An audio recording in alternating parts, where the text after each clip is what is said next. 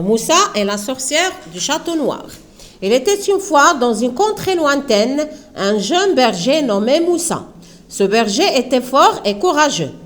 Il vivait modestement et demeurait dans une toute petite maisonnette.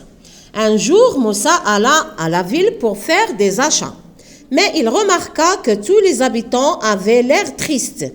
Il interrogea un meunier qui lui dit que Badr, la fille du roi, avait été enlevée et qu'on ne savait pas par qui. Il lui dit aussi que le roi proposait une grande récompense à celui qui la trouverait. Moussa rentra à la maisonnette et se mit à réfléchir. Il décida de tenter de retrouver la princesse. À l'aube, il sortit et partit à sa recherche. Il parcourut des forêts, des champs, traversa des rivières, sans trouver aucune trace de la jeune princesse. Un jour, il arriva devant une grande montagne. Il l'escalada et se retrouva devant une caverne. Il y pénétra et y vit un nain assis devant une table pleine de nourriture. Ce nain chantait lundi, mardi, mercredi, jeudi, samedi. Moussa commença à chanter à son tour en disant lundi, mardi, mercredi, jeudi, vendredi, samedi. Le nain entendit la chanson de Moussa et retrouva ainsi le 6e jour qui lui manquait. Il remercia chaleureusement Moussa et l'invita à partager son repas. Moussa raconta son histoire au nain et celui-ci décida de l'aider. Il lui donna une épée, magique, une épée magique qui avait de multiples pouvoirs. Moussa remercia le nain et repartit vers son destin. Chaque fois qu'il sortait l'épée, celle-ci se tendait dans une direction. Moussa marcha longtemps en suivant les champs que lui indiquait l'épée magique. Il arriva devant un grand château à l'apparence effrayante. Il était entièrement construit de pierres noires et paraissait abandonné, tellement il était sale et délabré. On voyait partout des chauves-souris et des toiles d'araignées, immenses et touffues, obstruaient l'entrée. Dans ce château habitait Hayzaboun, la sorcière qui avait enlevé la princesse.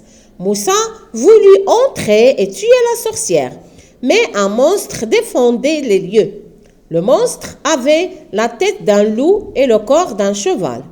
Il avait une longue queue pointue comme une épée et de grandes pattes avec des griffes acérées comme des poignards. Il attaqua Moussa en poussant un cri terrible. Moussa sortit son épée et, d'un coup, coupa la queue du monstre. Celui-ci s'écroula raide mort, car il avait perdu la source de sa force. Moussa déchira les toiles d'araignée et pénétra dans le château. Il finit par trouver la princesse, mais une pièce étroite et sombre. Elle portait des vêtements sales et usés. Moussa détacha ses liens et la fit sortir de la pièce. La princesse était d'une beauté magnifique. Elle avait des cheveux d'or et des yeux bleus. Ses joues étaient roses comme une fleur. C'est alors qu'apparut la sorcière. Elle lui dit, si le roi veut revoir sa fille, il faut qu'il me cède son trône. Ce n'est qu'à cette condition que je la libérerai. Moussa savait que c'était une condition impossible à réaliser. Il décida de mener le combat contre la sorcière. Celle-ci se transforma alors en une grande et hideuse chauve-souris et se mit à tourner autour de lui pour le mordre. Mais Moussa tira son épée et d'un grand coup lui trancha la tête. Il avait réussi à délivrer la princesse. Sur la route du retour, Moussa et la princesse furent acclamés par la population. Au palais, le roi leur fit un chaleureux accueil et ordonna qu'on organise une grande fête en leur honneur. Il dit à Moussa qu'il voulait marier sa fille il dit à Moussa qu'il voulait marier sa fille à un homme comme lui, courageux et capable de la protéger. Moussa accepta avec empressement et vécut heureux aux côtés de la belle princesse. D'après imaginaire du jeune Marocain, ADAP, Académie Bemsik, Casablanca, 1999. Alors bonjour mes amis, bonjour tout le monde. Aujourd'hui on va faire cette leçon de lecture. S'il vous plaît, alors vous allez lire le texte plusieurs fois. Quand la lecture je suis expressive et après on doit poser quelques questions de compréhension. La première question c'est quels sont les personnages de ce texte. Alors les personnages de ce texte sont Moussa, le roi, la princesse Badr, la sorcière aussi.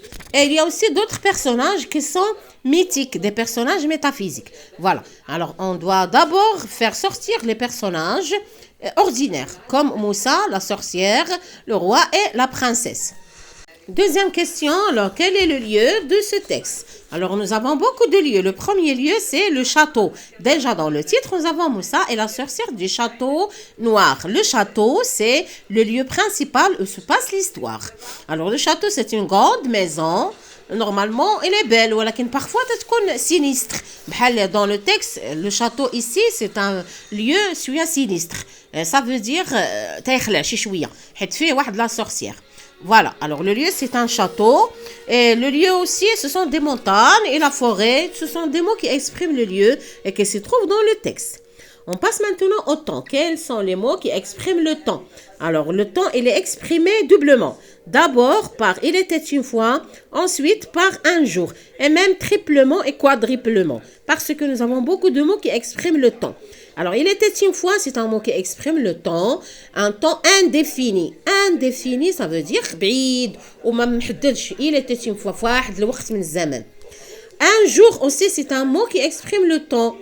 Tawa, un jour, c'est un mot qui exprime le temps. À l'aube. L'aube est un autre mot qui exprime le temps aussi. Et maintenant, on va passer au titre. Alors, quel est le titre de ce texte? Le titre de ce texte, c'est Moussa et la sorcière du château noir. Alors, on doit répéter ça plusieurs fois. Le titre doit être répété plusieurs fois.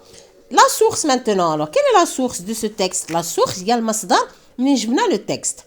Alors, d'après imaginaire du jeune Marocain, Sadap, Académie Bemsik, Casablanca, 1999. Voilà, ça c'est la source de ce texte.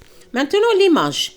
L'image, qu'est-ce qu'elle représente? Alors, que représente l'image? L'image représente Moussa. On voit déjà Moussa avec ses habits, ses vêtements arabes, avec son épée à la main, qui essaie de combattre le monstre.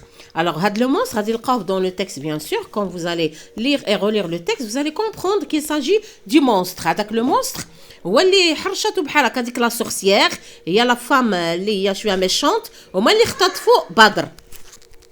Voilà, alors on vient de faire sortir maintenant tous les éléments de la liste de la fiche technique. Alors la fiche technique هي اول خطوه كنديرو pour comprendre un texte. كيف قلنا لا ليكتور ديال لو تكست تكون بليزيور فوا. حاولوا ما امكن تخرجوا لي زيليمون وتعاودوهم تاع لا فيش تكنيك وتفهموهم. وابخي il faut bien sûr كاين d'autres questions à poser. alors الفيديوهات القادمه ان شاء الله غادي نخدموا لي باراغراف تاع لو تكست غادي نحاولوا نخرجوا منهم الافكار ديالهم ونشوفوا شنو هي ليستوار ديال موسى وكيفاش لو كونت ميرفيو تيتخيل لينا واحد الاحداث اللي هما غريبين شويه des événements un peu bizarres avec des lieux imaginaires avec des personnages imaginaires avec des histoires aussi des événements imaginaires. Voilà, alors c'est tout pour aujourd'hui. نتمنى انني نكون في المستوى ان شاء الله وفي bien sûr les commentaires حاولوا ما امكن تطلبوا منا اي حاجه بغيتوها. De toute façon احنا راه يوميا عندنا des vidéos qui concernent l'apprentissage de la langue française que ce soit au collège au primaire ou bien au baccalauréat.